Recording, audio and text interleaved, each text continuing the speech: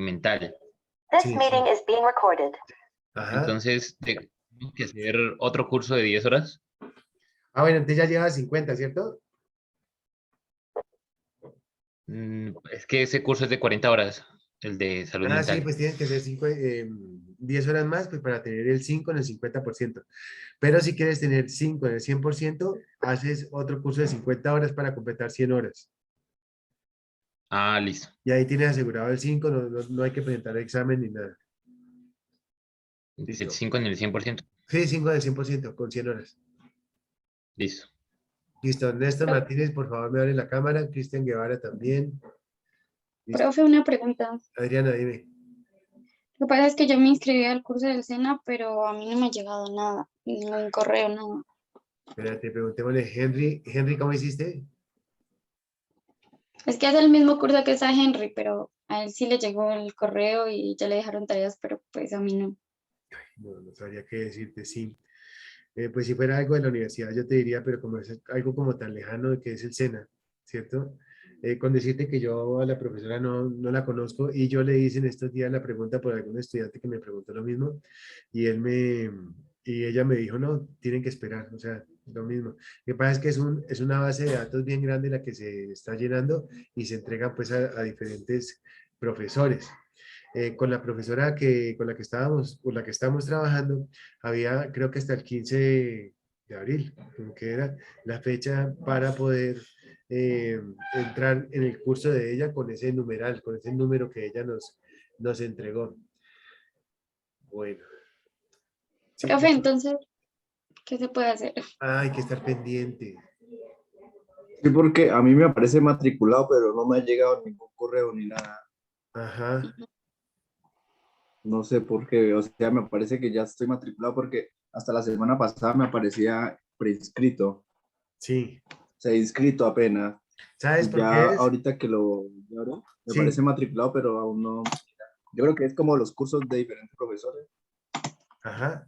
No, pero la respuesta es la siguiente. Eh, ¿Te matriculaste cuándo?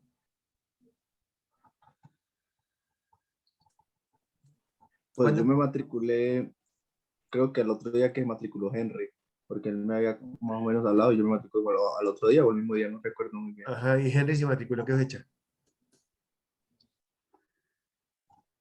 Eh, el día que enviaron el link El ahí al link. WhatsApp. ¿Qué día? Sí, el Antes yo curso. me matriculé como 2 días después. Ajá. Sí, la verdad no. No sé, lo que sí sé es que pues toca esperar porque pues lo del SENA realmente yo no lo manejo, o sea, solamente pues nos guardan esos cupos. Sí, yo creo que de pronto nos han asignado a otros grupos, pues es la única. Sí, lo que sí te digo es que la profesora me dijo, vea, con este código se matriculan antes del 15 de abril, creo que esa era la fecha. Sino que algunas personas añadimos esta materia, profe. Ajá, eso fue lo que pasó, claro. Sí, eso fue lo que sucedió. Entonces, los primeritos que entraron, todos estaban haciendo el curso. Ya los otros, pues le asignan a otros profesores. Bueno, entonces bien. Estamos dentro del 1072. El 1072 es el decreto único del sector trabajo donde recopila una gran cantidad de normas. La 23 y la recopila aquí también. Por acá ya empieza a hablarnos acerca de seguridad y salud en el trabajo en el 2.2.4.6.3. Quiero llevarlos a algo que son las obligaciones, esas obligaciones del empleador y también hay obligaciones del empleado. Bien, aquí los tenemos. Obligaciones de los empleadores. Entonces, tenemos que tener muy presente, vamos a escribir aquí, decreto 1072.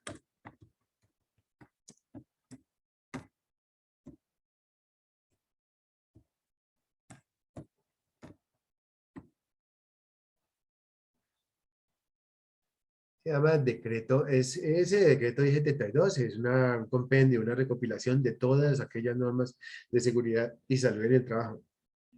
y están ahí metidos en ese decreto. De las cosas más importantes que tenemos presentes es las obligaciones. ¿Te oigo? Ah, yo no No, sé. pues, Tomás. quería pues decirles algo. Es que estoy revisando artículo del SENA y el curso de pronto para los que no han iniciado empieza el 12, el jueves creo que empieza. El otro curso. 12. Sí, señor, el jueves. De pronto por eso no le han llegado correos o algo. Listo. Listo, espérate, silenciamos por acá. Era bromita, tío, bromita, ¿por qué no? Dile que mi mami ha secuestrado. Vamos a No, no, silenciar le voy a decir nada, ese malo, digo, Julián. simplemente está ahí plantado y ya está. ¿Cómo la vieron? Bien, entonces, el 12 inicia el curso de este que estamos hablando. Vámonos entonces, jóvenes, a ver el tema de las obligaciones. Las obligaciones del empleador y las obligaciones del empleado son increíblemente importantes. Así como tenemos del empleado, tenemos del empleador. Vámonos y las analizamos por acá. Decimos entonces que tenemos como una de las más importantes definir, firmar y divulgar la política de seguridad y salud en el trabajo, porque a partir de la política viene toda la filosofía de la empresa con relación a la seguridad y salud en el trabajo. Vienen todos los compromisos, muchachos. Esos compromisos efectivamente tienen que hacerse efectivos a través de la política. Nos hablamos de la segunda, que es la asignación y comunicación de las responsabilidades. ¿Quiénes son los responsables del sistema de gestión? De igual forma, la rendición de cuentas al interior de la empresa es una de las claves para poder nosotros ser responsables de lo que estamos haciendo. Y el tema de los recursos es una de las características más importantes que tenemos nosotros dentro del tema de seguridad y salud en el trabajo. Podemos también decir que tenemos las siguientes adicionales, como por ejemplo,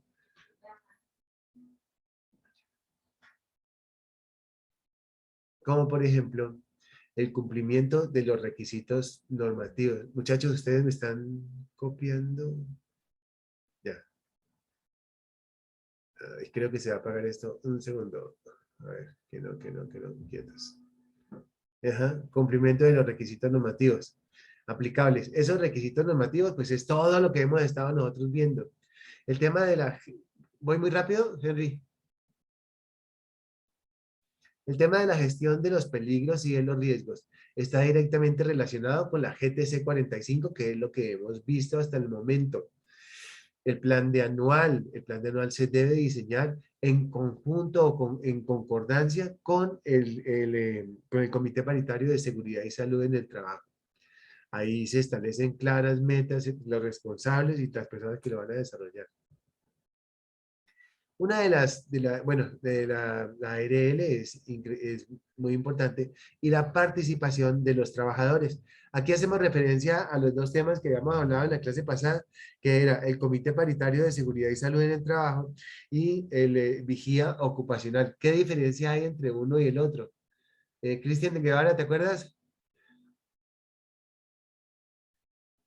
¿Cómo, profe, me repites que Sí, fresco. ¿Qué diferencia hay entre el vigía ocupacional y el Comité Paritario de Seguridad y Salud en el Trabajo? pues uno simplemente, el vigía simplemente, o sea, está pendiente de las actividades, más no, digamos, va a generar, digamos, como en los casos administrativos, no, como que no tiene tanta influencia como en ese caso creo que es. Sí, los dos son igual de importantes. La única diferencia, ¿sabes qué es? Es que, bueno, alguien que sepa, Henry, de pronto.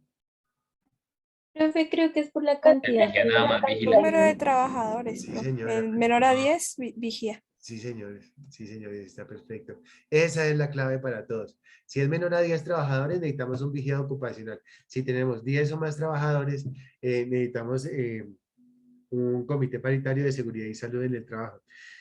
Otra de las cosas importantes a tener en cuenta es que tienen las mismas responsabilidades. O sea, uno no es menos que el otro. Y supongamos que tenemos 30 trabajadores, ¿cuántos representantes de parte del empleador y cuántos del empleado? Recordamos que entre 10 y 49, ¿cuántos son?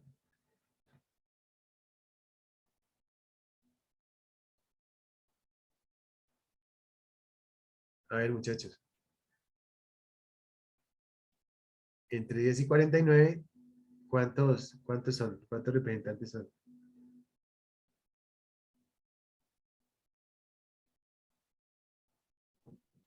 Tiene que ir uno de representante y uno del comité de Ajá. trabajadores. Eso, sí, sí, sí, perfecto. Y fíjate que una de las cosas importantes es que hacemos referencia a uno, pero con su suplente, ¿no? Dice la norma, no pueden ir los dos, o a uno o al otro. Cuando tenemos entre 50 y 499 trabajadores,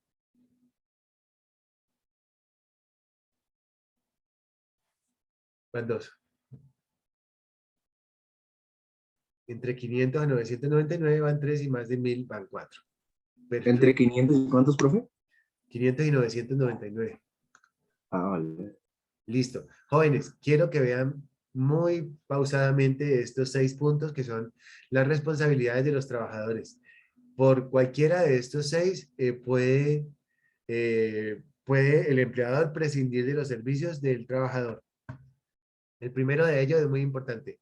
Procurar por el cuidado integral de su salud. ¿Qué significa eso? Que si es una persona que no usa los elementos de protección personal, una persona que ha asistido a las capacitaciones de elementos de protección personal, una persona que tiene recibidos sus elementos de protección personal y no los utiliza, con estas dos normas se le hace un llamado de atención y muy probablemente pueden sacarle la empresa. La siguiente, suministrar información clara y veraz sobre el estado de salud del trabajador. Tercero, cumplir las normas relacionadas con el sistema de gestión. Informar al empleador de los peligros que encuentre en el área. Participar en las actividades de seguridad y salud en el trabajo. Y participar y contribuir en el cumplimiento de los objetivos del sistema de gestión. O sea, la más importante de todas es procurar el cuidado integral de la salud.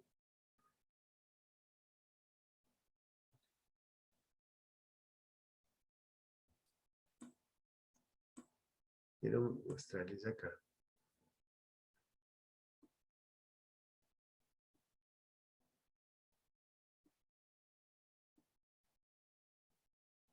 Listo, llegamos.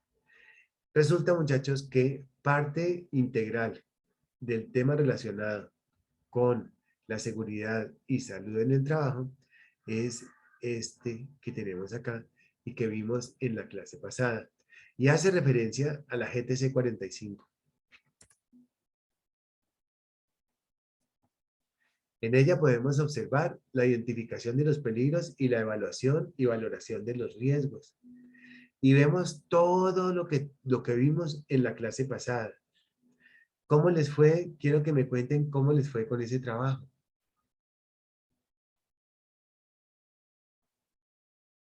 Tomaron fotos a los peligros. Sí, ahí está.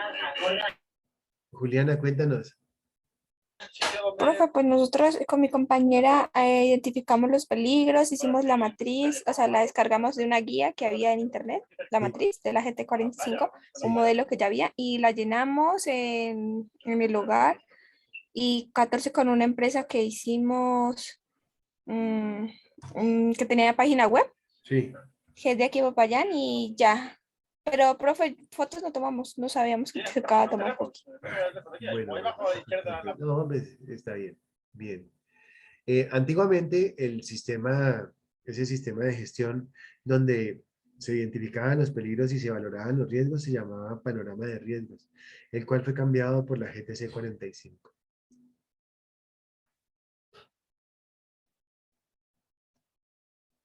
Vamos avanzando.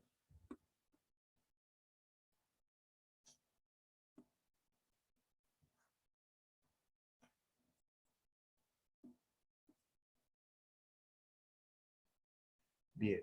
El tema de la evaluación inicial del sistema de gestión de la seguridad y salud en el trabajo obedece a una normatividad donde se evalúa de manera clara a través de un puntaje el nivel en el que se encuentra el sistema de gestión en el momento en esa empresa. Y se hace a partir de este artículo 2.2.4.6.16, entendiendo la evaluación inicial del sistema de gestión como un valor, Es simplemente llenar una matriz donde efectivamente vamos a encontrar esa evaluación y ese puntaje.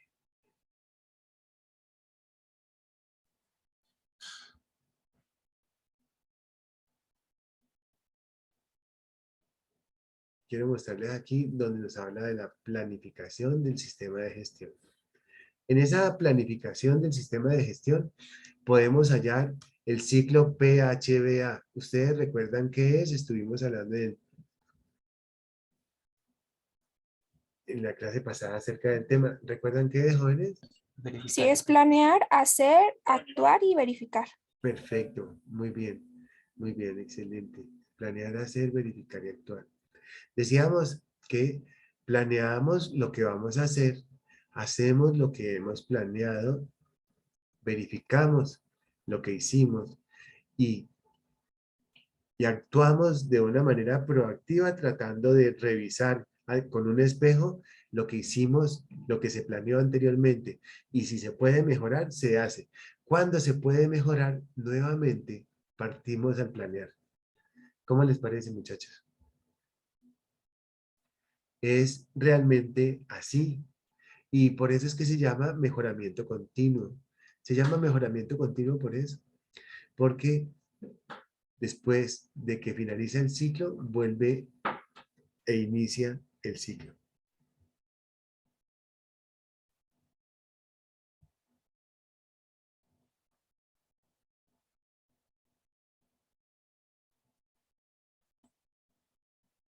Quiero terminar esto para llevarlos a la 2400.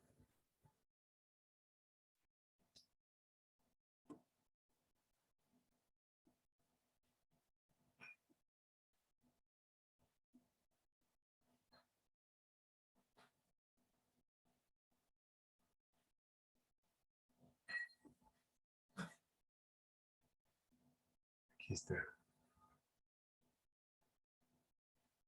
Cuando nosotros hacemos referencia a las medidas de control,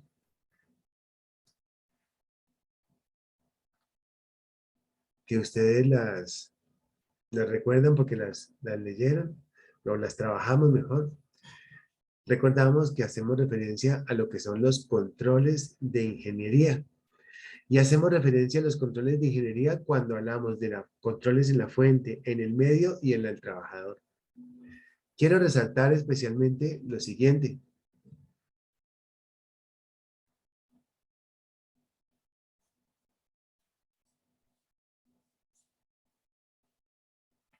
Medidas técnicas para el control del peligro en su origen, o sea, en la fuente, o en el medio, tales como los encerramientos, o en el trabajador, como por ejemplo la ventilación general localizada entre otros. Venga, un momentico. Medidas técnicas de control del peligro en su origen, o sea, en la fuente. El ejemplo que nos ponen aquí es ventilación general. Entonces, mira, tenemos una gran cantidad de material particulado que se encuentra presente en el ambiente. Una gran cantidad de material particulado que se encuentra presente en el ambiente. Entonces, ¿cómo lo controlamos en la fuente? Entonces, en la fuente lo controlamos analizando si ese tipo de material podemos cambiarlo por otro que no desprenda tanta material particulado. Podríamos hacerlo una sustitución en la fuente. Si no se puede, continuamos en el medio. Y entonces hacemos referencia a un encerramiento. Hacemos referencia a un encerramiento.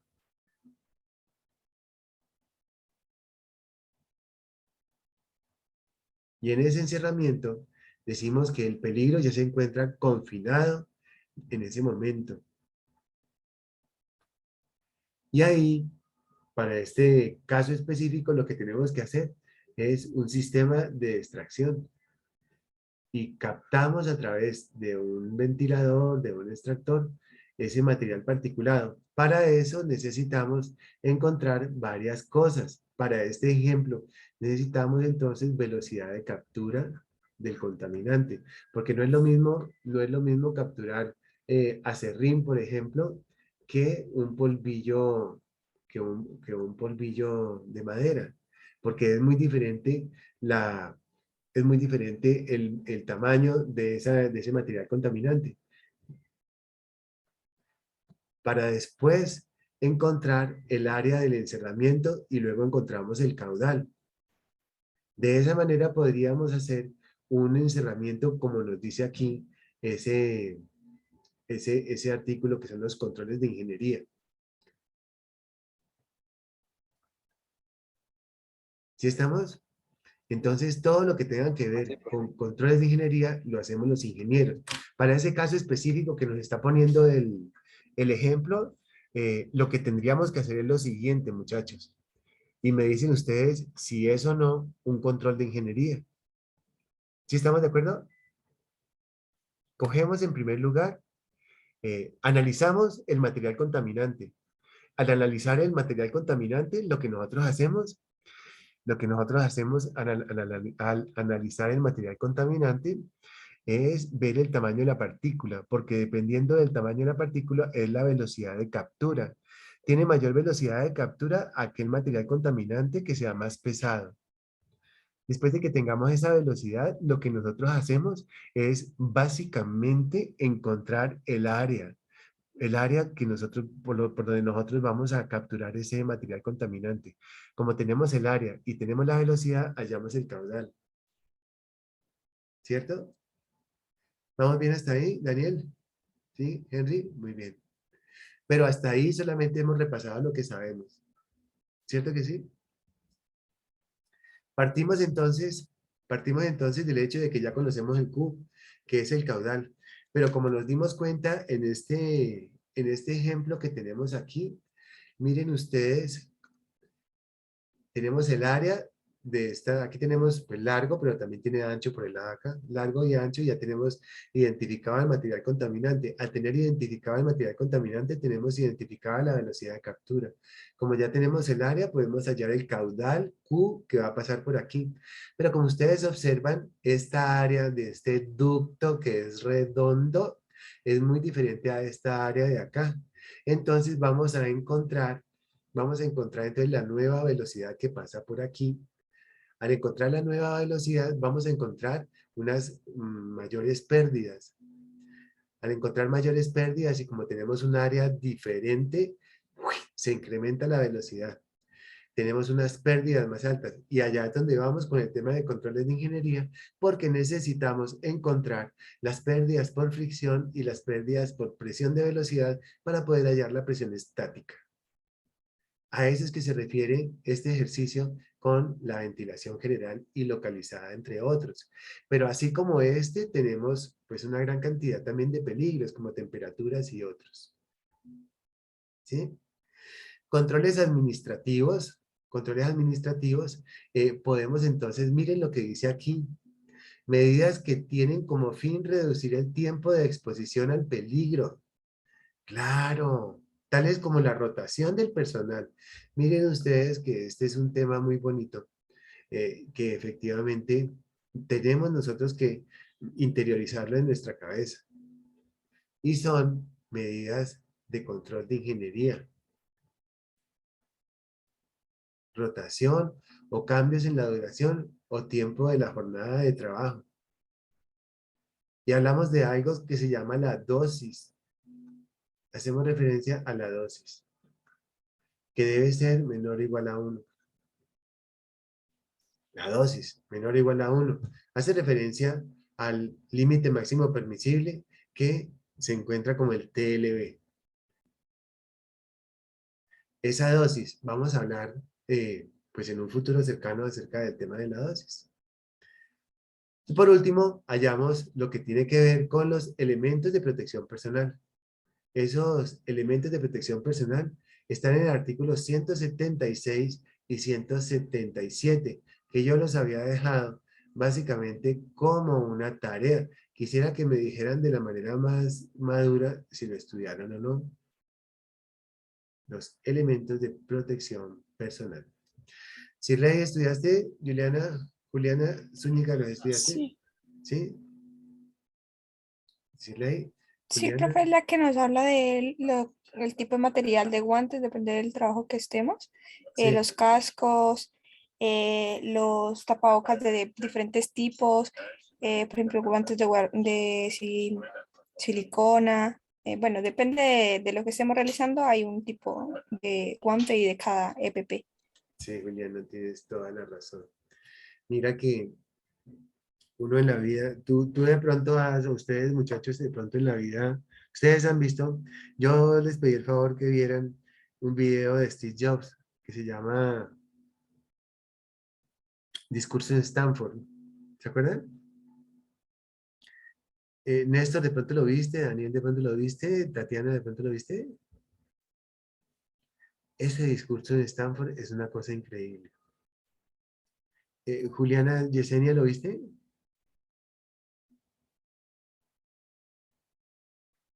Yo les recomiendo ese discurso de Stanford de Steve Jobs.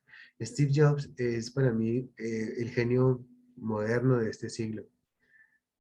Ese tipo se inventó, pues no se inventó los computadores, pero sí se inventó una cantidad de cosas dentro de los computadores. Se inventó los celulares. Esa pantalla que ustedes tienen en el celular, que es táctil, él fue el primero que se le inventó. Ese un CEO de Apple. Ajá. Es importantísimo ese discurso porque para mí es la persona más influyente de este siglo.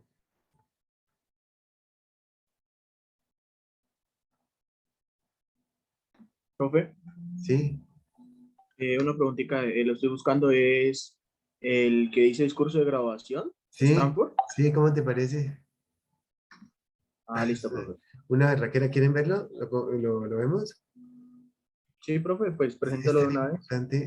Sí. Sí, sí, es tan importante, muchachos. Y parte justamente, pues de esto es como de estar tranquilos en la clase y aprender cosas. Yo, eh, efectivamente, yo le tengo una admiración bárbara a este amigo, pues que no fue un ejemplo. ¿En qué sentido? Pues no fue un ejemplo en muchas cosas.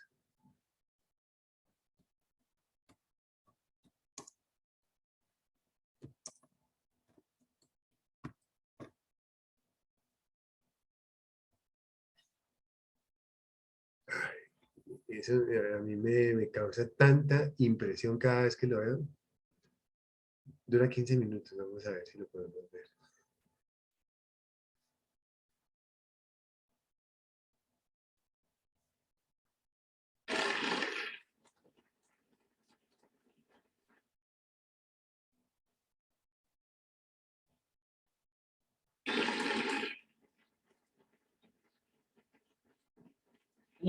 Voy a interrumpir un segundo. Ay, hijo de madre, lo quité. Un segundito, tranquilos, no hay problema. Ahí está. Ustedes vean. Ese discurso de Stanford es de las cosas más impresionantes que yo he vivido en la vida. O sea, ¿por qué? Pero ustedes no pueden decir lo mismo porque ustedes tienen menos de la mitad de los años que yo tengo. Cuando lleguen a mis años, que ojalá lleguen, se van a dar cuenta de todo esto. A ver, ¿cómo les digo? Vean, les voy a decir otra cosa. Miren, me concentren. Hamilton, Adriana, Carlos, Juliet, ¿ustedes creen que el profe sabe del tema de seguridad y salud en el trabajo? Juliet, Sí, profe. Pues por algo está dando la Claro, materia. profe. ¿ustedes creen que el profe les dice cosas importantes para la vida? La verdad, sí, profe. Igual también Mucho. uno como que empieza a ver la materia y le va cambiando el pensamiento. Ya uno ve riesgos en todo lado. Eso, entonces mira, yo les propongo que veamos este video como lo más importante que han visto o que yo les he dicho. ¿Listo?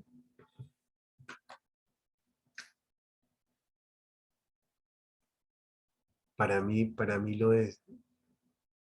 Bueno, vamos a arrancar.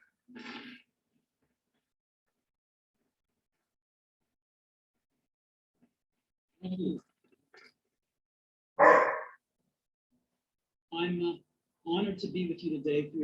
el honor de estar aquí presente en la ceremonia de graduación de una de las más prestigiosas universidades en el mundo.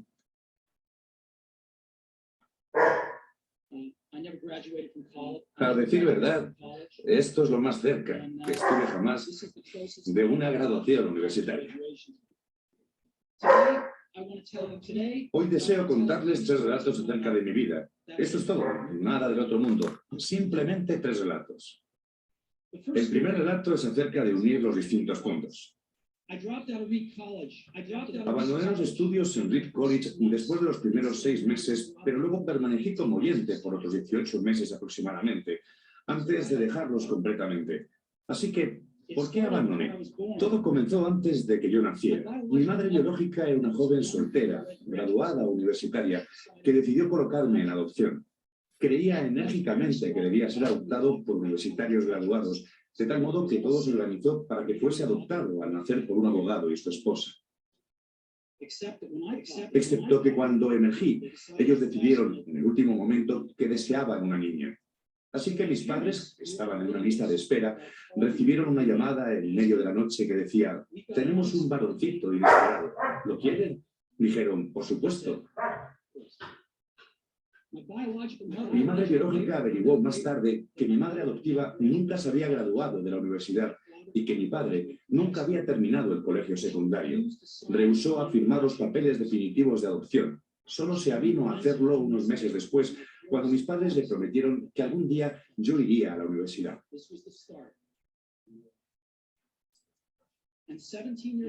Y 17 años más tarde fui a la universidad. Pero ingenuamente elegí una universidad que era casi tan cara como Stanford, y todos los ahorros de mis padres, de clase trabajadora, se estaban destinando a mis aranceles universitarios. Luego de 6 meses no le encontraba sentido a esto. No tenía idea de lo que quería hacer con mi vida, y tampoco de qué manera la universidad me ayudaría a resolverlo. Y aquí me encontraba, desperdiciando todo el dinero que mis padres habían ahorrado durante toda su vida. Así que decidí abandonar los estudios y confiar que todo se arreglaría eventualmente. Era una decisión bastante temerosa en ese momento, pero a la distancia fue una de las mejores decisiones que pude haber tomado. En el momento en que abandonara la universidad, podía dejar de asistir a las clases que no me interesaban y, en cambio, participar como oyente de aquellas que parecían interesantes. No todo fue romántico. No tenía un dormitorio, así que dormía en el piso de las habitaciones de amigos. Devolvía las botellas de gaseosa para obtener los 5 centavos de depósito para comprar comida y caminaba las 7 millas a través de la ciudad cada domingo por la noche para recibir una buena comida una vez por semana en el templo Hare Krishna. Me encantaba, y mucho con lo que tropecé más adelante, como consecuencia de hacerle caso a mi curiosidad e intuición, resultó no tener precio después. Déjenme darles un ejemplo. Reed College en ese momento ofrecía quizá el mejor aprendizaje de caligrafía del país. En toda la ciudad universitaria, cada cartel, cada etiqueta en cada cajón era caligrafiado a mano de una manera bellísima.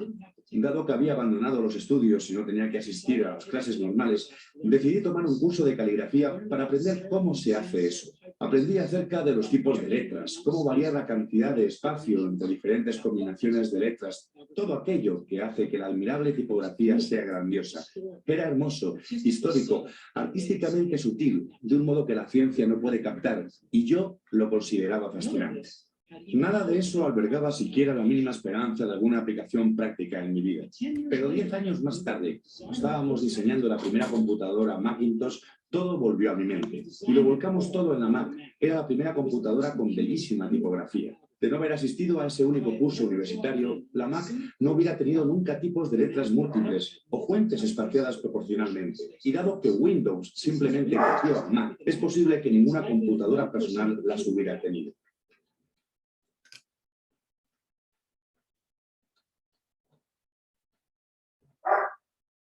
De haber proseguido mis estudios universitarios, no hubiera asistido a este curso de caligrafía y las computadoras personales no tendrían la maravillosa tipografía que tienen.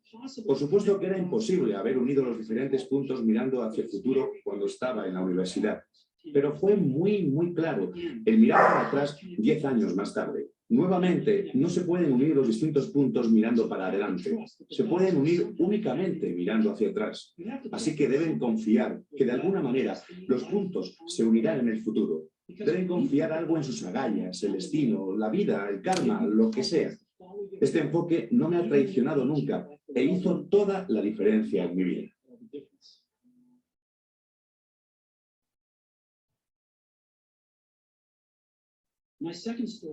Mi segundo relato es acerca del amor y la pérdida. Yo tuve suerte, descubrí lo que realmente quería hacer temprano en mi vida. Wolf y yo comenzamos con Apple en el garaje de mis padres cuando tenía 20 años. Trabajamos duro y en 10 años Apple creció de ser una empresa compuesta por nosotros dos en un garaje a una empresa de 2.000 millones con más de 4.000 empleados. Habíamos lanzado nuestra creación más refinada, Macintosh, un año antes y yo acababa de cumplir 30. Y después me despidieron. ¿Cómo se puede ser despedido de la empresa que uno inició? Pues a medida que Apple crecía, contratamos a alguien que yo pensaba que era sumamente talentoso para dirigir la empresa conmigo y durante el primer año o más las cosas anduvieron bien. Pero luego nuestras visiones acerca del futuro comenzaron a diferir y eventualmente tuvimos una disputa. Al tenerla, los accionistas la apoyaron a él, así que a los 30 estuve fuera. Y bien afuera, aquello en lo que me había concentrado durante toda mi vida adulta había desaparecido y fue devastador.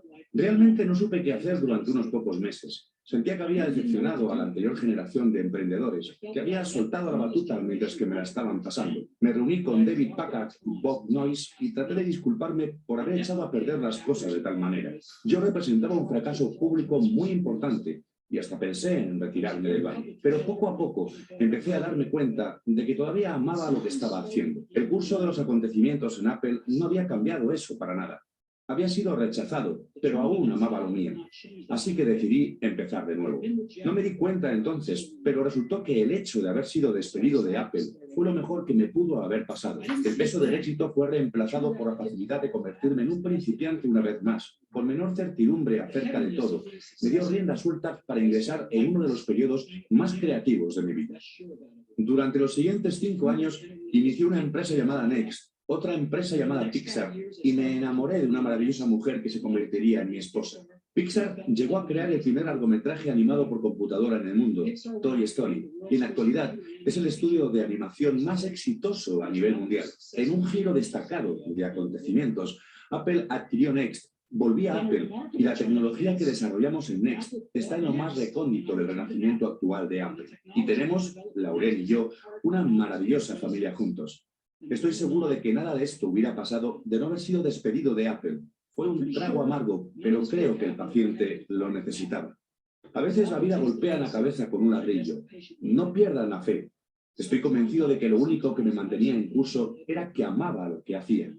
Deben encontrar lo que realmente les apasiona.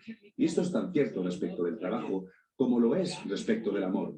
El trabajo les llenará una parte importante de sus vidas. Y la única manera de sentirse realmente satisfecho es realizar lo que consideran un gran trabajo. Y el único modo de realizar un gran trabajo es amar lo que uno hace. Si no lo han encontrado aún, sigan buscando, no se conformen. Así como sucede con todos los asuntos del corazón, sabrán cuando lo hayan encontrado. Y así como sucede en cualquier gran relación, mejora más y más a medida que transcurren los años. Así que sigan buscando hasta que lo encuentren. No se conformen.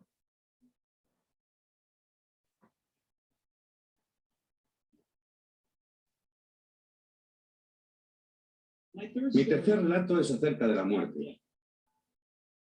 Cuando tenía 17 leí una cita que más o menos decía lo siguiente: si vives cada día como si fuera el último, algún día seguramente tendrás razón. Me impresionó y desde entonces, por los últimos 33 años, he mirado en el espejo cada mañana y me he preguntado, si hoy fuese el último día de mi vida, ¿querría hacer lo que estoy por hacer hoy? Y cada vez que la respuesta ha sido no, durante demasiados días seguidos, sé que debo cambiar algo. El recordar que estaré muerto pronto es la herramienta más importante que he encontrado para ayudarme a tomar las grandes decisiones en la vida. Porque casi todo, todas las expectativas externas, todo el orgullo, todo el temor a la vergüenza o al fracaso, todas esas cosas simplemente desaparecen al enfrentarse a la muerte, dejando solo lo que es verdaderamente importante. Recordar que uno va a morir es la mejor manera que conozco para evitar la trampa de pensar que hay algo por perder. Ya se está indefenso. No hay razón alguna para no seguir los consejos del corazón. Me diagnosticaron un cáncer hace un año aproximadamente.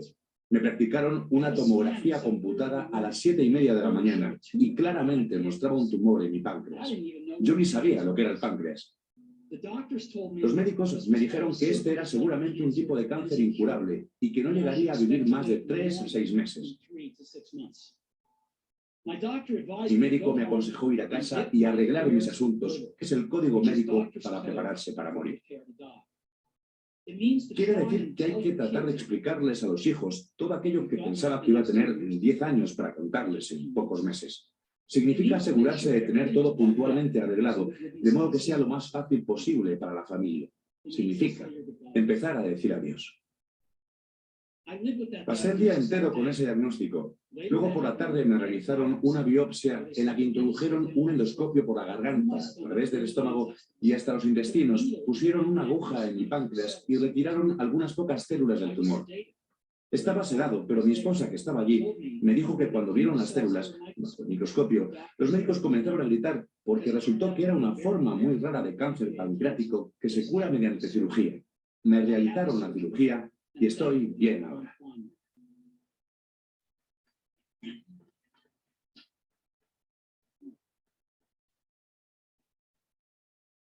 Fue lo más cerca que me encontré de la muerte y espero que sea lo más cerca que me encuentre por varias décadas. Habiendo pasado esto, les puedo decir lo siguiente con un poco más de seguridad, que cuando la muerte era un concepto útil pero puramente intelectual. Nadie quiere morir. Aún la gente que quiere ir al cielo no quiere morir para llegar allí. Y sin embargo la muerte es el destino que todos compartimos.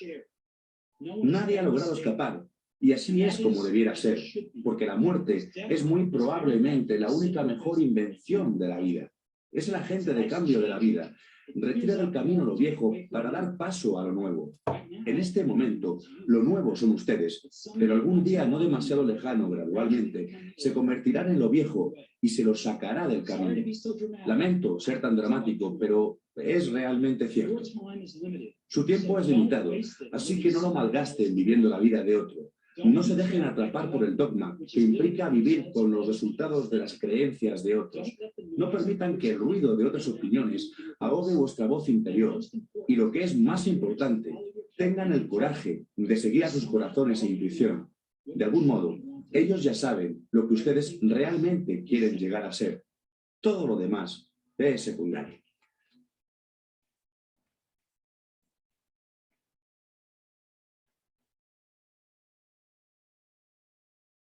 Cuando era joven, existía una publicación maravillosa llamada The Whole Earth Catalog, que era una de las Biblias de mi generación.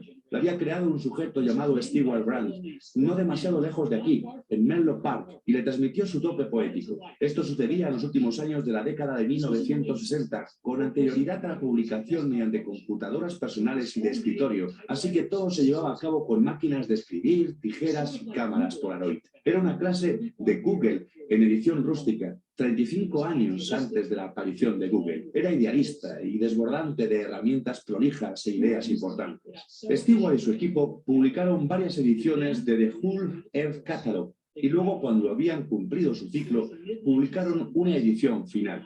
Esto sucedía a mediados de la década de 1970 y yo tenía la edad de ustedes. En la tapa de la edición final había una fotografía de un camino rural a primera hora de la mañana, del tipo de ruta que ustedes caminarían si fueran tan aventureros.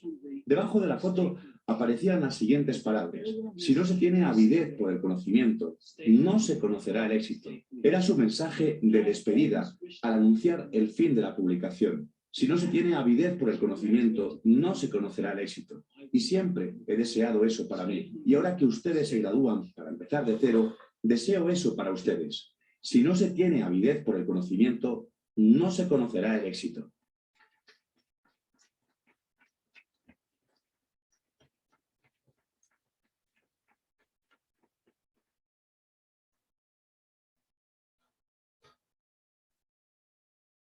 Increíble, ¿no? ¿Cómo les parece? Entonces, uno tiene que enamorarse de algo siempre. La otra cosa importantísima es que los puntos se conectan. Entonces, yo no sé, jóvenes, si ustedes tengan de pronto la misma sensación que yo tengo, pues de que muy probablemente que de pronto esta materia les puede servir a ustedes pues para bastante. De todo lo que yo les he comentado, hay muchas cosas, o casi todo, mejor dicho, está directamente relacionado con la parte ambiental en una empresa, ¿cierto? Hace un momentico hablábamos de material particulado, bueno, y así, y la norma que estamos viendo nos va a llevar poco a poco justamente a una cantidad de conocimientos. ¿Cómo les pareció el video? Steve Jobs se murió como un año después de cáncer. ¿Cómo les parece? Él fue el que se inventó las pantallas táctiles. Bueno, ahí está todo lo que él hizo. Se inventó Apple, Pixar, NextView. ¿Cómo les parece? Pues Pixar luego lo compró todo y Disney está con Pixar, por ejemplo. La Guerra de las Galaxias, todo ese cuento. O sea, pertenece como a lo mismo. Bien. Entonces, aquí pudimos descubrir todo lo que tiene que ver con la parte de los controles administrativos que hace referencia a los controles de ingeniería. Bien. Ya sin más, quiero invitarlos a la 2400. Aquí la tenemos. 2400, llamada también Estatuto de Seguridad Industrial. Mira, aquí lo tenemos. Resolución 2400. Y esa resolución 2400, como lo acabo de decir, tiene un peso enorme a nivel de la ciencia relacionada con la seguridad y salud del trabajo, porque es la única resolución que tiene el carácter de estatuto.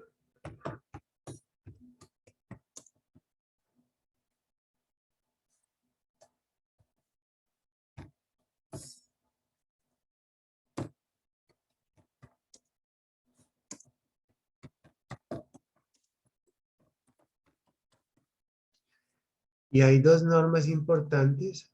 La primera, la 2400, Estatuto de Seguridad Industrial.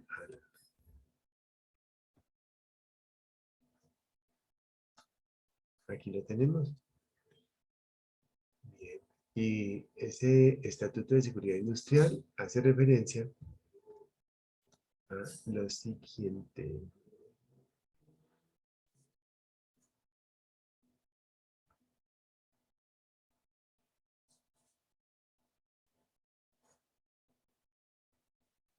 Empieza en el artículo 1, entregando básicamente toda la filosofía dentro del campo de aplicación de lo que es la seguridad y salud en el trabajo, enmarcado en la 2400. Y aquí, donde dice, efectivamente,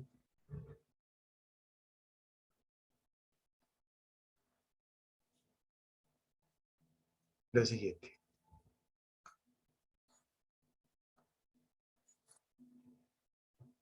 Las disposiciones sobre vivienda, higiene y seguridad industrial reglamentadas en la presente resolución se aplica a todos los establecimientos de trabajo. Mira, todos.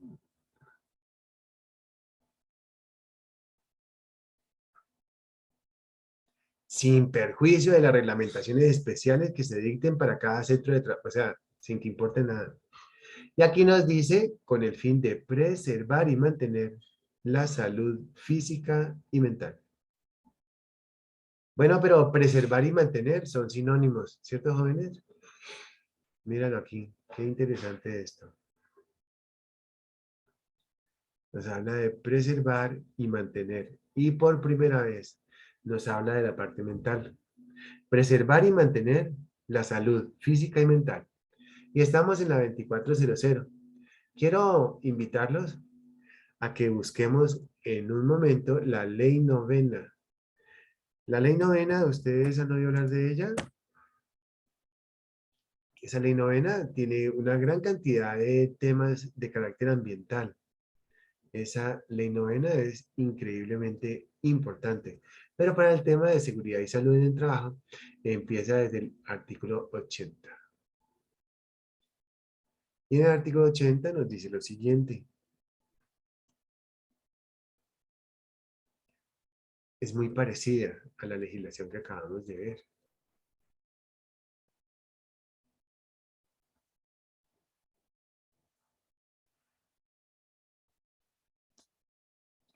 Y ahí ya le pone una nueva característica a la definición. Y ahí nos habla, nos dice que para preservar, conservar y mejorar. Pero pues mejorar es diferente a preservar, ¿cierto? Preservar y conservar son sinónimos. Y nos devolvemos aquí, nos dice preservar y mantener, dice lo mismo en la 2400. Pero aquí ya la ley novena nos habla de un ingrediente adicional, que es mejorar. Mejorar la salud. Y claro, hace referencia a la salud física y la salud mental. ¿Cómo creen que un empleador pueda mejorar la salud del trabajador?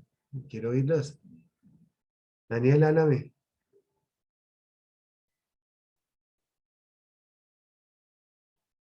¿Cómo? ¿Cómo se le mejora al trabajador la salud? Porque mira, preservar y conservar es lo mismo que nos dice la 2400. Aquí nos dice preservar y mantener lo mismo. La ley novena nos habla de mejorar la salud. ¿Cómo puede mejorar una empresa la salud de un trabajador? A nivel locativo, o sea, dándole un buen espacio, a nivel, por ejemplo, de mental, haciendo pausas activas para que no se estresen o, bueno, diferentes tipos de pausas activas. El buen trato, eso mejora la salud de cada individuo. De cada individuo está perfecto. Y Diana, te cuento una cosa. Recordamos también cuando vimos la ley 100 del año 93. Hicimos referencia a unas cosas interesantes como todo lo que tenía que ver el sistema de seguridad social en salud. ¿Te acuerdas? El sistema general de fondos de pensiones y las administradoras de riesgos laborales.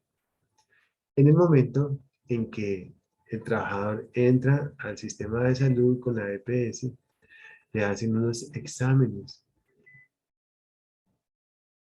Y entonces le dicen, por ejemplo, al trabajador, ¿usted hace cuánto que no se toma sangre? Ah, yo no me acuerdo. Desde ese momento, con ese examen de sangre, ya empiezan a identificar algunas cosas que le puedan estar pasando a ese trabajador. Que el azúcar en la sangre, el colesterol, que los triglicéridos y todo eso. Examen de sangre, por ejemplo. El coprológico. Solamente con esas dos cosas tiene muchísimo para mejorar la salud de ese trabajador. Claro, de igual forma, el buen trato. Porque el buen trato es lo contrario del daño mental. El buen trato es básicamente encontrar la empatía con ese trabajador para que no sufra accidentes ni enfermedades y que no corra riesgos. Ustedes como ingenieros tienen que tener presente eso en primer lugar. Ustedes deben tener empatía con el trabajador. No hacer de pronto como muchas personas hacen, incluido pues yo me imagino cuando estaba joven, que decían, no, a mí tiene que decirme ingeniero. Eso no lo podemos hacer. Yo no lo recuerdo si lo hice, pero sí de pronto lo que yo más quería era que me dijeran ingeniero. Cuando salí, yo pensaría que lo mismo ustedes porque es como el mismo sentimiento, ¿cierto? Claro, interesantísimo, muy bonito. Es el reconocimiento de muchos años de sufrimiento, por decirlo de alguna forma. Pero lo primero que tenemos que tener nosotros es empatía con el trabajador. Muy bien. Entonces decimos que preservar y conservar y mejorar la salud del trabajador. Y la 2400 nos dice que preservar y mantener la salud física y la salud mental. Muy bien, dejemos esto a un lado y continuemos con la 2400. Hace un ratico estuvimos hablando de las obligaciones de los patronos y de igual forma estamos muy, ¿qué le dijera yo? Sincronizados con este tema de las obligaciones, donde hacemos referencia justamente a unas obligaciones que tienen los patronos. Ahí dice C, vamos a buscar las otras para analizarlas un poco.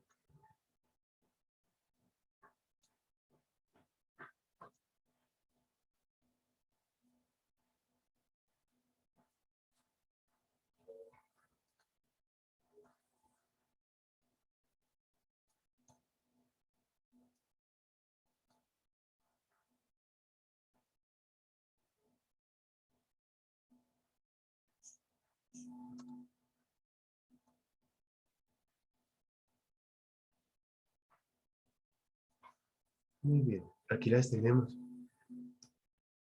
Entonces, muchachos, quiero que analicemos estas obligaciones. Primero, dar cumplimiento a lo establecido en la presente resolución. Eso lo dicen todas. Promover y mantener el medio ambiente ocupacional. ¿Cuál es el medio ambiente ocupacional? Miren, el medio ambiente de trabajo hace referencia a todo lo que tiene que ver, en primer lugar, con la parte mental y en segundo lugar, con todos aquellos peligros, riesgos que se tienen en una empresa. Y haciendo referencia a la parte ambiental, hacemos referencia a todos esos peligros de carácter físico que hemos analizado, como el ruido, la vibración, la iluminación, el tema de ventilación para lo que tiene que ver con ese material contaminante. Establecer un servicio médico en aquellos establecimientos que presenten alto índice de accidentes y enfermedades. Y dar inmediato aviso a los superiores sobre la existencia de condiciones efectuosas o peligrosas. Otros dos es, obviamente, acatar las indicaciones de los servicios de medicina preventiva y seguridad industrial de la empresa. Podríamos hacer referencia al Comité Paritario de Seguridad y Salud en el Trabajo. Y por último, no introducir bebidas u otras sustancias no autorizadas en el lugar de trabajo. Pero espérense un momento, que yo quiero ver aquí algo que de pronto estoy un segundo. Claro, estas son las obligaciones de los empleadores, de los trabajadores. Las obligaciones de los empleadores son tres únicamente. Son cuatro. Ya les digo cuáles son. Estas tres que vimos acá. Dar cumplimiento a las obligaciones que corresponden en materia de medicina, higiene y seguridad industrial. Un segundo.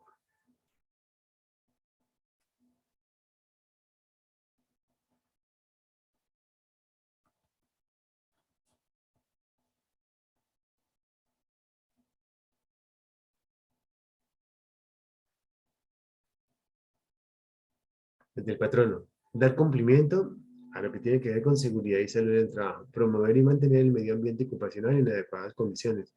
Establecer un servicio médico permanente cuando haya peligros.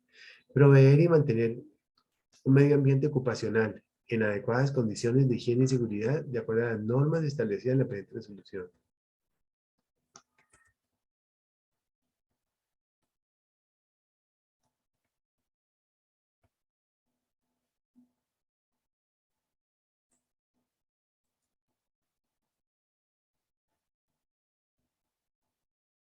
Organizar y desarrollar los programas permanentes de medicina preventiva, de higiene y seguridad industrial, o sea, estar muy pilas con ellos. El Comité Paritario de Seguridad y Salud en el Trabajo, pues tiene que existir y funcionar. Aplicar y mantener en forma eficiente los sistemas de control necesarios para la protección de los trabajadores. Cuando hacemos referencia a los sistemas de control necesarios, son los sistemas de control en la fuente, en el medio y en la persona.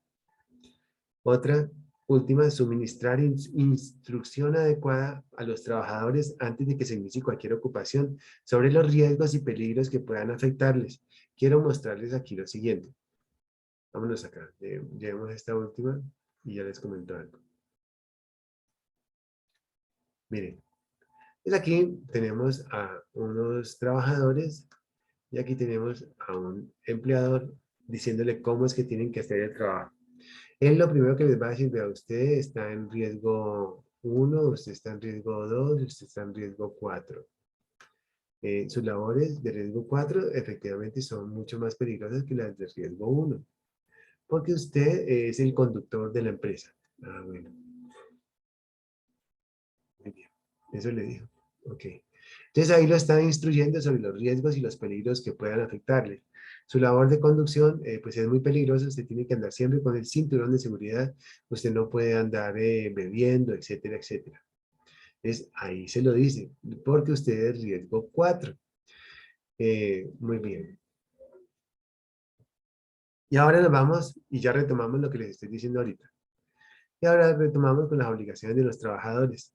Bien, dar cumplimiento a las obligaciones de seguridad industrial. Utilizar las instalaciones de la empresa de una muy buena manera, entendiendo que tenemos que identificar los diferentes riesgos, los diferentes peligros, y cuando tengamos de pronto algún riesgo que estemos viendo, tenemos que darlo a entender al empleador inmediatamente.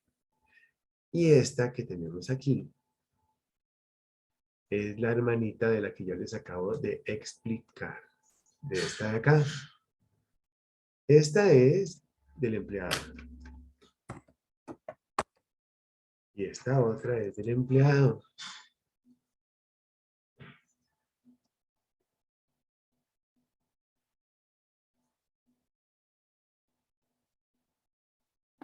Esta otra es del empleado. Dice, abstenerse de operar sin la debida autorización vehículos, maquinarias o equipos distintos a los que se le han sido asignados. ¿Y cómo así, muchachos? Ahí sí quiero que por favor me expliquen. Cristian Guevara, explícame.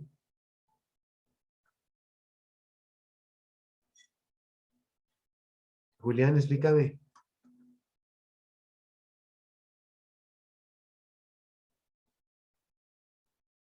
Porque dice acá abstenerse de operar sin la debida autorización vehículos. Pues sería, profe, que, o sea, solamente conducir el automóvil al que le fue asignado, simplemente porque llega a pasar algo, pues Sí. tendría que responder ya por su parte. Sí, es cierto, pero entonces, más que todo de abstenerse de operar sin la debida autorización, los vehículos o maquinarias o equipos distintos para los que se han asignado, fíjate que hace referencia es para este amigo de riesgo 1. Porque si sucede un accidente con una máquina, no la pagan. Diferente al de riesgo 4. El de riesgo 4 sí tiene le han suministrado toda la instrucción adecuada a este trabajador para que desarrolle su ocupación. Y este joven de acá le dice, tengan cuidado, no maneje nada, no haga nada que usted no le haya sido asignado. ¿Sí? A eso es que hace referencia. Profe, Oiga, o sea, en ese caso sería responsabilidad directa del empleado o del empleador, o sea, el empleador, quien es responsable casi siempre de todo lo que sucede en la empresa es el empleador. ¿Cómo te profe, pero, o sea, en el caso en el que se manipula una maquinaria sin autorización del empleador, o sea, pues como ya sabemos, pues no se va a realizar el pago del ARL. Entonces, digamos que se podría definir como culpa del empleado directamente, entonces ahí qué pasaría. Sí, realmente todo lo que sucede en una empresa es culpa del empleador, por no estar pendiente, por no estar pendiente, por no estar encima. Imagínate, entonces hay que tener muchísimo cuidado porque ustedes ya dentro de poquito tiempo ya son ingenieros. Entonces, la gente hay que tenerla muy pilas y en lo posible, Daniel, tener gente inteligente al lado de uno. Y, profe, o sea, en esos casos, uno cómo se puede salvaguardar de esos, o sea, en esos tipos de problemas. Sí, a través de la Porque capacidad. digamos, como dice el compañero, que alguien que ocupa una máquina sin autorización. Sí, sí, sí. Y fíjate que muchos accidentes suceden o sea, sin mala intención. Pues qué mala intención va a tener que se accidente, ¿no? No, no, no. Voy a ponerles un ejemplo.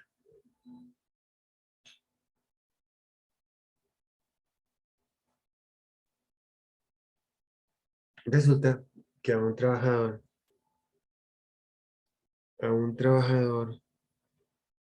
de servicios generales, pues él estaba pues arreglando, barriendo, etcétera.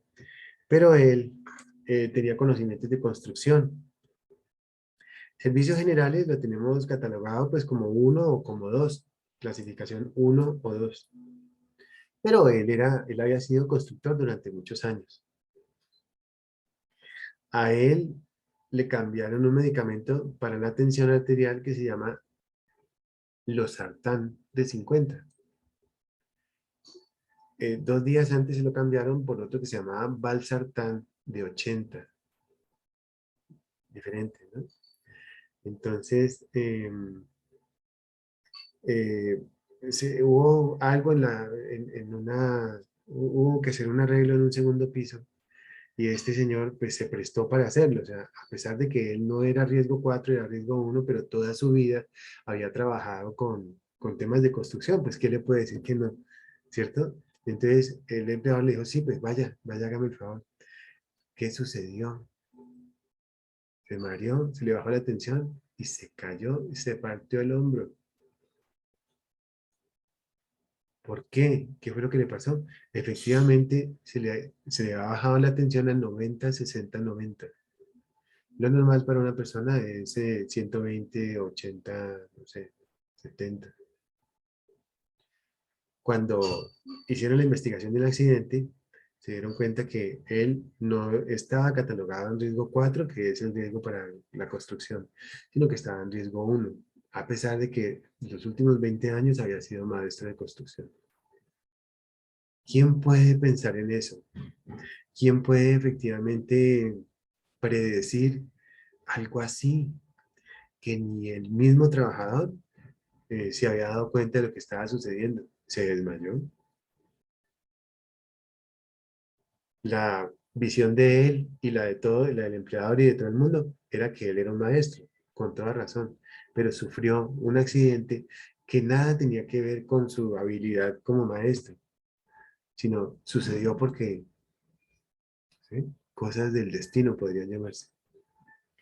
Estuve leyendo hace unos días, em, eh, yo no recuerdo si fue en El Tiempo o si fue en la revista Semana, que yo se las mandé hoy, donde las aseguradoras le llaman a los accidentes, no le llaman accidentes, sino que le llaman siniestro. Y ahí se denomina siniestro porque la aseguradora dice que los siniestros se pueden evitar y que todos aquellos accidentes se pueden evitar. Lo que son los riesgos de carácter laboral se pueden evitar. Me llamó mucho la atención. Para mí fue muy curioso eso y tiene toda la razón. Tal como lo vimos nosotros en el desarrollo de la GTC 45, en todos esos accidentes y todas esas enfermedades que ustedes supusieran, todas se podían evitar con diferentes métodos de control y con capacitaciones. ¿Cómo les parece, muchachos, esa reflexión? Les envié el periódico y la revista Semana justamente por eso, para que lo analizaran, que vieran ustedes todo lo que tenía que ver con ese, pero la verdad es que no sé si estaba en El Tiempo o en la revista Semana, ustedes tienen que echarle un ojito, tal vez estaba en El Tiempo. Me llamó muchísimo la atención eso. Ajá. Ese era como el comentario. Bastante curioso, ¿cierto? Bastante interesante eso que estamos hablando. Bien. Entonces, eso por acá, en relación al empleado y al empleador. Quiero entonces llevarlos, por acá está 2400, a empezar. Ah, bueno, ¿y quién tiene la culpa eh, si de pronto un trabajador introduce bebidas u otras sustancias no autorizadas? Quiero comentarles algo. Yo tengo, yo tengo, yo tengo dos niños pequeños, ¿no? De 15 años. Entonces, cuando yo fui por ellos al colegio, pasó un muchacho en una moto con las piernas como atrás, como subidas atrás, o sea, como así, mire, el hombre aquí estaba en la moto, pero uno pues lleva los pies así, ¿no? Pero el amigo no los llevaba así, sino que los llevaba como así en la moto, y aquí, y ahí iba manejando. Y iba haciendo así con la cabeza. Entonces yo le dije a mis hijos, este señor, ese muchacho va drogado. Que pase rápido, pues por si se cae, pues no, ¿cierto? Y entonces mis hijos, ¿cómo supiste que va drogado? Que yo no sé qué, está contento. Entonces yo dije, pues, o sea, pues yo no lo puedo demostrar, pero pues es muy importante. Pues entonces yo le dije, mira, yo tengo muchos años más que tú y yo he visto muchas cosas en la vida. Claro, cuando íbamos bajando por allá por ver en qué suelazo que se pegó ese pobre muchacho. El casco salió volando por un lado, no le pasó nada, pero pues, bueno, y se volvió y se montó en la moto y arrancó otra vez. Pero sí se dio muy duro. Entonces, hay cosas que son posibles la palabra no sé si es diagnosticar o prever, y eso sucede. Entonces, yo les hago una pregunta. ¿Un empleador cómo puede hacer para darse cuenta si el empleado ha introducido bebidas o una sustancia alucinógena, por ejemplo, o estupefacientes o algo así? ¿Cómo lo puede hacer? Es muy difícil. Pero quien tiene la culpa de lo que suceda dentro de la empresa es el empleador. Eso es responsabilidad civil de carácter contractual, porque es un empleado de él. Entonces hay que tener muchísimo cuidado con esto. Le voy a contar algo de la vida real que me pasó a mí. Hace muchos años, cuando yo era jefe de higiene y seguridad industrial de una empresa pues, de café, entonces hubo un accidente un día el lunes en la mañana. ¿Cuál fue? Que había dos trabajadores, amigos ellos se llaman coteros. Ellos cargan los bultos de café y cada bulto de café pesa 50 kilos. Entonces empezaron a descargar un camión. Eso. Entonces le dijo, entonces, ¿cuál es el desafío para hoy? Entonces le dijo, no, pues dos bultos de café. Empezaban a bajar, pues, cada uno con 2 bultos de café. Ya iban por la mitad del camión cuando llegaba el otro que estaba más borracho que el otro le dijo, no, pues esto pues, lo podemos hacer, bajemos 3 bultos de café. Apenas le pusieron el tercer bulto de café, se le rompió al trabajador el talón de Aquiles. ¿Cómo le parece?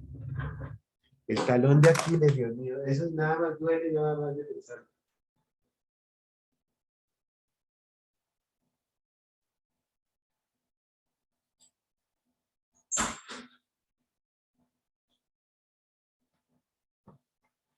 Y el pie, pues le quedó así, ¿cierto? ¿Tenía seguridad social? No tenía. ¿Tenía ARL? No tenía.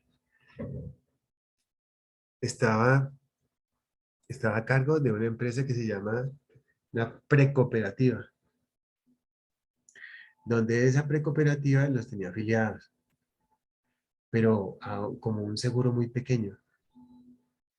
Entonces, pues ese pobre hombre, eh, ya eso se va, pues, o sea, cumple uno entendiendo que tienen seguro y que y que la empresa lo dejó entrar porque tienen un contrato entre las dos empresas y uno es un empleado, ¿cierto? y ya pues son los abogados los que tienen que entrar a pensar y todo eso. Pero definitivamente en esa época, eso fue hace 20 años, en esa época ese era como la forma para que trabajaran algunos empleados o trabajadores sin que hubiera una relación laboral directa con la empresa. Y ahora pues ha cambiado, pero es difícil, es complicado. Bueno, yo espero no asustarlos, sino mostrarles como la realidad de las cosas, ¿no? Ese es el pan nuestro de cada día en una empresa. Pero él, ese trabajador, es igual a uno. ¿Y por qué les hago esa pregunta? Yo les hago la pregunta de que, les hago la siguiente pregunta. ¿Por qué? ¿Por qué? ¿Por qué los trabajadores de la construcción, pues no todos, por qué los trabajadores que cargan bultos y todo eso, por qué toman tanto? Quiero oírlos. Julián, ¿por qué crees? Henry, ¿por qué crees? Sirley, Néstor. No será una cuestión como cultural, Ajá. pues su forma como de relacionarse entre ellos, y entonces vamos a tomar y el otro también, y entonces meten a todos en el rollo. Sí, es cierto. Pues, profe, normalmente es como una costumbre, porque, como dice la compañera, no es más que cultural, sino porque digamos que una persona tiende a asimilar ciertas costumbres de los lugares donde frecuenta. Entonces, lo más común es que cuando uno llega a un lugar y pues los compañeros ya tienen la costumbre de no, vamos para tomar, y pues normalmente para evitar como la separación, el aislamiento, uno termina, por decir así, involucrándose en las actividades de los demás. Es cierto. Sí, es totalmente cierto. ¿Qué otro aquí? Quiero oír a otra persona. Cristian, Adriana, Yasmín, Tatiana, Juliana, Andrea, Juliana, Yesenia. Quiero oír otro punto de vista. ¿Qué creen ustedes que es? Profe, yo creo que también a muchos dicen como que el trabajo de ellos es bastante duro y complicado en el día, bastante forzoso. Entonces, como es la manera de, después de tanto trabajo, bueno, vamos a distraernos y como, por decirlo así, entre comillas, descargar todo eso que hicieron en el día o en la semana, Sí, forma de divertirse. sí, sí, es cierto. Hamilton Bernal, ¿qué crees que sea? Lo mismo, profe, pues sí es como una cuestión de cultura ya, la costumbre. Sí, ellos, eh, ellos viven es por los músculos, ¿no? Es más fuerte el que carga más bultos, más macho, digamos. Y es más macho el que más mujeres tenga, el que más hijos deje tirados por ahí. Pero todo eso lo lleva el alcohol y la droga.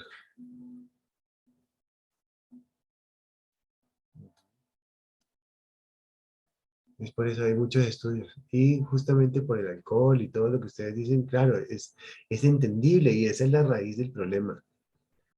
Y por eso es que básicamente sucede eso. Sí, ok.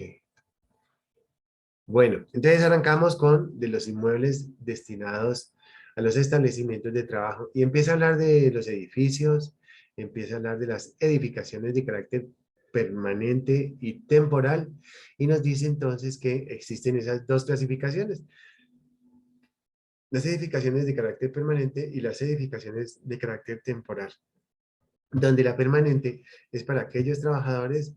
Bueno, permanente es ese campamento que ya dura más de un año y la temporal es el campamento que dura menos de un año. Y hace referencia entonces, entre las cosas importantes, que tenemos que tener presentes algunas cosas, como por ejemplo, mira este artículo 5. Este artículo 5 nos habla.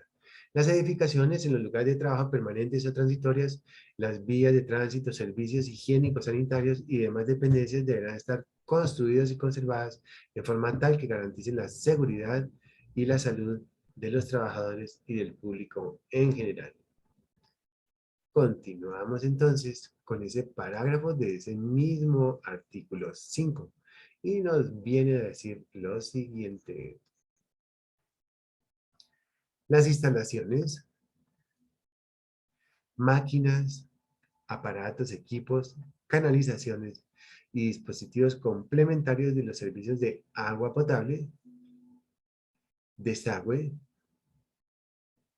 gas industrial, tuberías de flujo, electricidad, ventilación, calefacción, refrigeración, deberán reunir los requisitos exigidos por las reglamentaciones vigentes o que el efecto se dicten sobre la materia.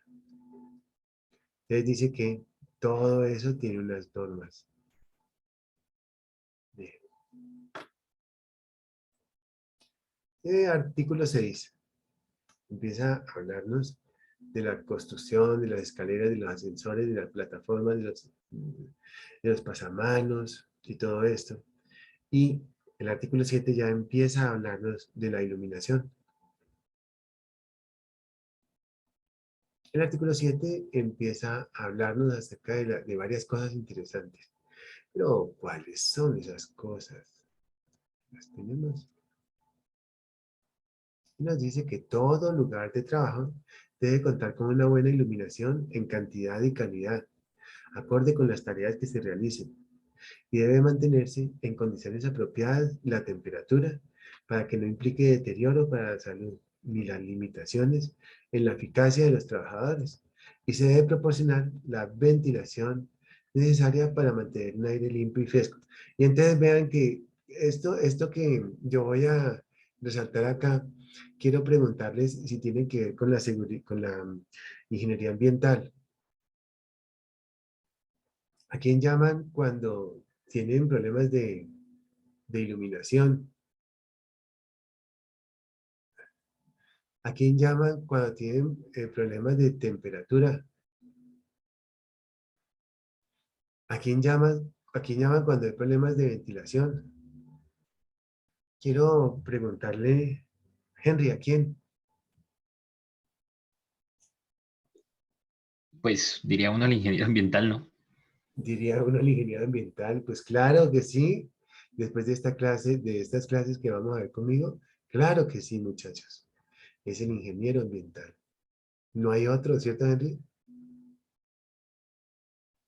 Llaman a un ingeniero civil para hablar de temperatura, ventilación o iluminación. Yo pienso que no.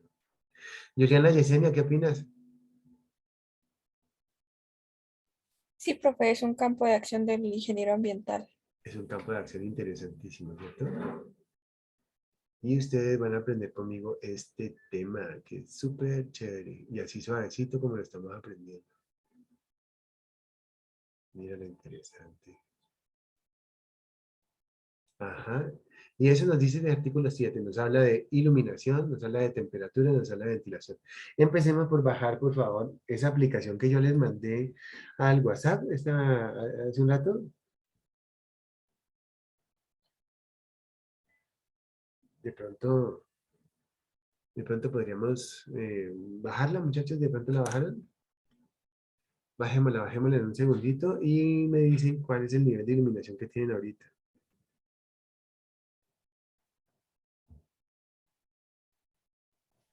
A mí me da 0,5 la iluminación. ¿En qué nivel lo tienes? ¿Dice luxes o dice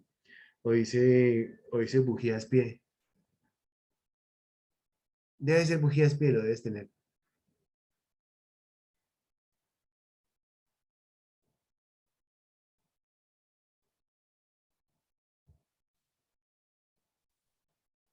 En luz 6. Luces. ¿En luxes? Sí. En luxes. ¿6 o 60? Me parece 6. Aparece 6, déjame. Hablo con Sirley, ¿cierto? Sí, profe. Bueno, ¿qué No es? tengo al lado del computador y dice que 6. ¿Pero tienes buena iluminación o tienes, Pues así como me ve. así como te veo, no, pero yo te veo con buena iluminación?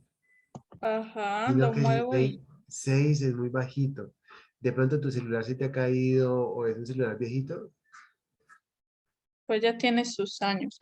Los añitos, sí. Déjame Lo verlo. muevo y sube a 12, 13. Déjame verlo hacia la cámara. ¿Se ve? No, sí, sí, pero el celular está bueno. El celular está bueno, pero ¿será que dice, le tomas una foto y la mandas al grupo? ¿Una foto de la pantalla? Listo. Dale para verlo. Néstor, Giner, ¿cuánto te dio? Daniel, Cristian, ¿qué iluminación te dio? Henry, Adriana, Yasmín, Está Juliana, descargando, por ejemplo. ok, Milania, Yesenia, Carlos, Juliet, Profe, a mí me dio 3:43, 3:44, va como variando. eso, 43. Sí, 3:43, 3:44, va siempre moviéndose. Espera, 343, 343. Sí, profe. Ajá, tienes muy buena iluminación. Sí. Sí, si te quedas quieto, si te quedas quieto sin respirar, se puede quedar quieta el nivel de iluminación, el luxómetro. Si te mueves un poquito, ese valor cambia debido a algo que se llama reflectancia. Profe, lo que pasa es que estoy como, digamos que cerca al patio ¿Sí? y pues del techo es transparente, entonces entra bastante luz ambiental, también puede ser eso, Sí, por las es condiciones eso. ambientales, me imagino. Sí, sí, es eso, pero él cambia, es por el movimiento que tienes. Increíble, ¿no? Es la reflexión del cuerpo tuyo que hace que aumente, o que cambie, o hecho, cambia el nivel de iluminación.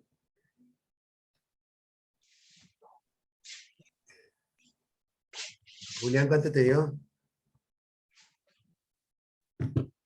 No, no me he descargado, profe. Ajá. Adriana, Yasmín, ¿de pronto lo tienes? Se está descargando, profe.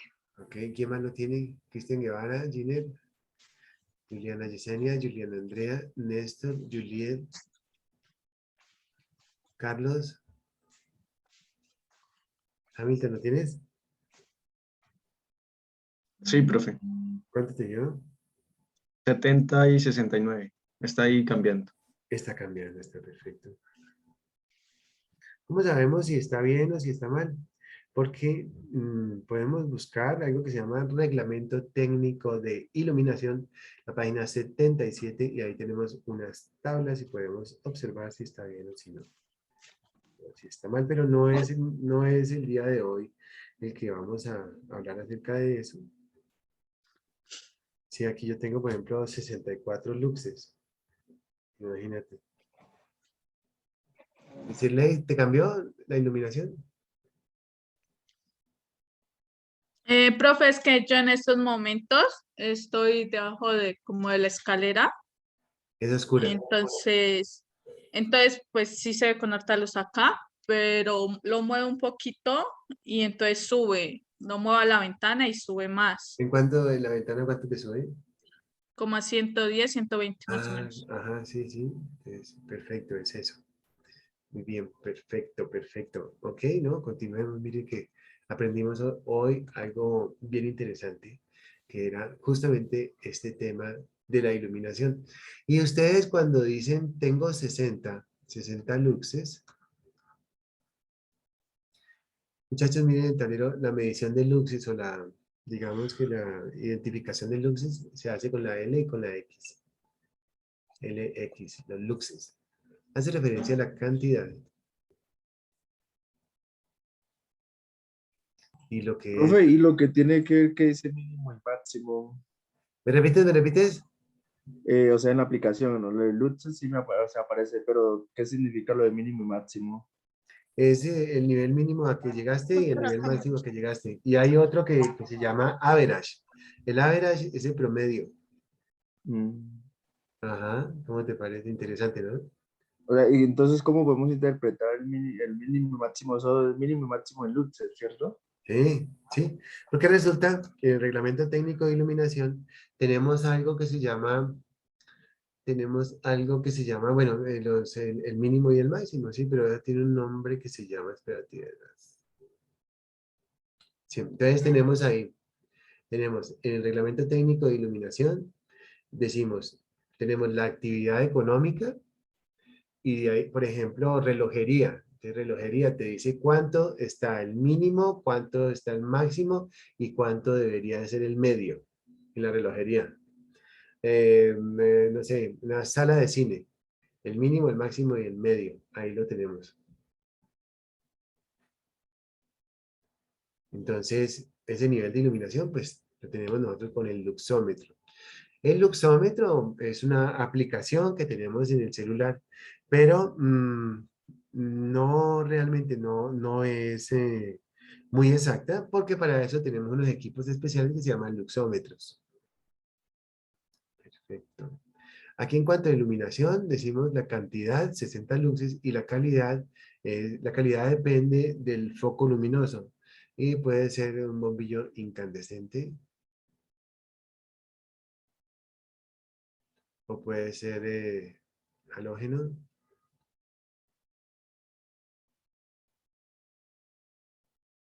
o puede ser mercurio,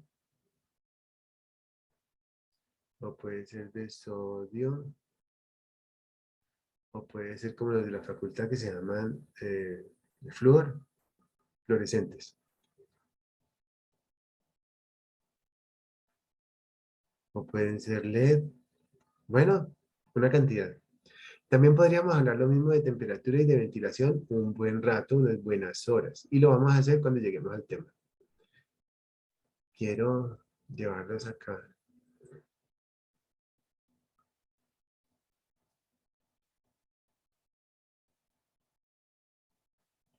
Aquí nos habla que los locales de trabajo tendrán unas dimensiones, etcétera, etcétera. Y aquí ya empieza a hablarnos ese artículo 9 de algo bien interesante, que son unas medidas de esos trabajadores, unas medidas de la superficie del pavimento del piso. Y nos dice que efectivamente cuando tengamos nosotros trabajadores en un campamento, nos dice que la superficie del pavimento, o sea, el piso por trabajador, no será inferior de 2 metros cuadrados, con un volumen de aire suficiente para 11.5 metros cúbicos, sin tener en cuenta la superficie y el volumen ocupados por los aparatos o los equipos o las máquinas, materiales o las instalaciones.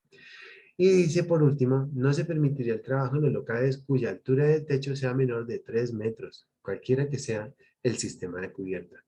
Entonces aquí tenemos tres cosas interesantes. Nos habla área y nos dice 2 metros cuadrados por trabajador.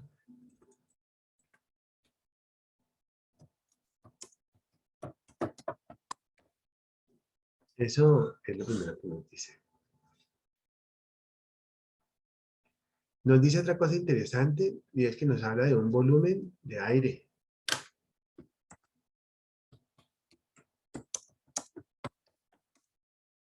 .5 metros cúbicos por cada persona. Y por último nos dice que la altura del techo es metros de altura. ¿Cómo les parece, muchachos? Entonces, esa es cosas interesantes para que tengamos presentes.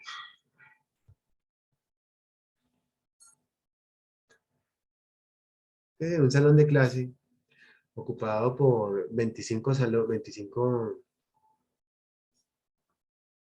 hagamos un ejercicio ahí un momentico. Un salón de clase.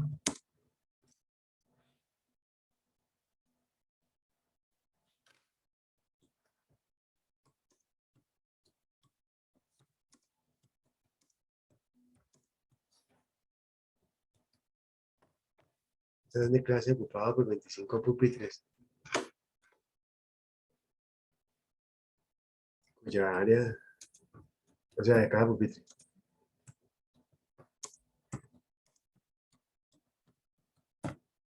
Igual a, ¿qué será? 0,17 metros cuadrados.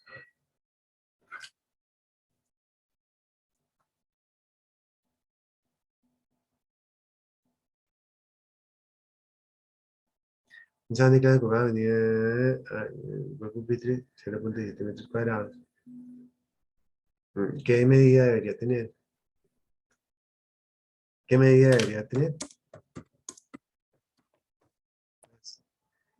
Debería tener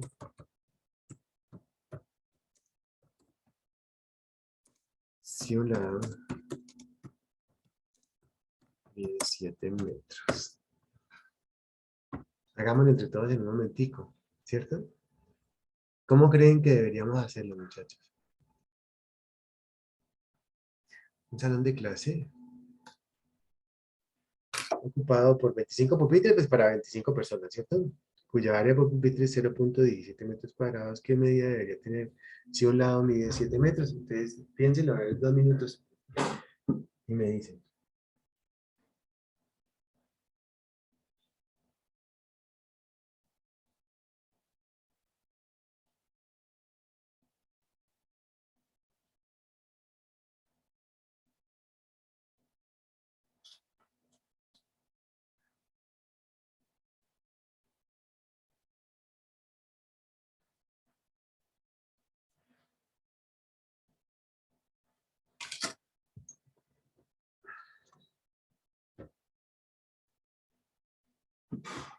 ¿Cuánto les da?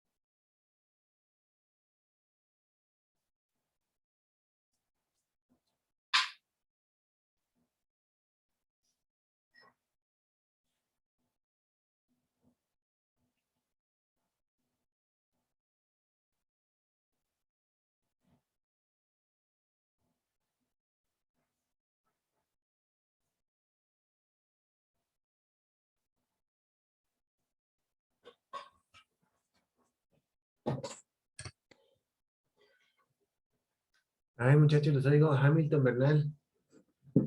Preguntemos a los que tienen apagada la cámara.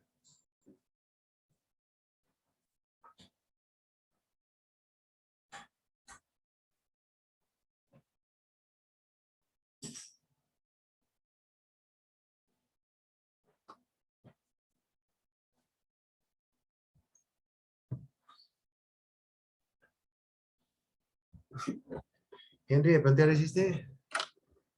¿Tiner? Aún no, profe. Sacamos entre todos en un momentico. Si ley, ¿cómo lo hacemos? Alguien que me diga cómo.